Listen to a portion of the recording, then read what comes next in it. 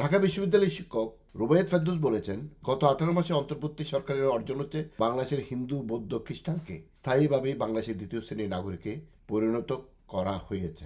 আচ্ছা, কেউ ধর্মীয়ভাবে সংখ্যালঘু মানে মুসলিম অধ্যুষিত বাংলাদেশে অন্যান্য ধর্মগুলো চর্চা হয়, হিন্দু, বৌদ্ধ, খ্রিস্টান, তারা হয়তো ধর্মীয়ভাবে সংখ্যালঘু, কিন্তু তারা তো জাতিসত্তার হিসাবে সংখ্যালঘু নয়। কারণ একজন বাংলাদেশি মুসলিম কিংবা বাঙালি মুসলিম যেটা বলেন, সে যেমন বাঙালি, সে যেমন বাংলাদেশি, তেমনি একজন হিন্দু, বৌদ্ধ, খ্রিস্টান তারাও বাংলাদেশি, বাঙালি। যদি জাতিসংখ্যার হিসাবে সংখ্যালঘু হয়, সেটা হচ্ছে আমাদের নিজ জাতিগোষ্ঠীর মানুষজন, মানে চাকমা, মারমা, মরুং, হাসিয়া, তারা। সুতরাং যে সংখ্যালঘু তত্ত্বে আমি বিশ্বাসী নই, সেটাকে যখন আমাদের অন্তর্বর্তী সরকার আমাদের চোখে আঙুল দিয়ে দেখিয়ে দেয়, তাহলে বুঝতে হয় যে 24-এর 5 আগস্টের পরে কোন সরকারের হাতে বাংলাদেশ পড়েছে, কারা বাংলাদেশকে শাসন করেছে। আসলে এরা তালিবান ছাড়া অন্য কিছু নয়, মাননীয় দর্শক।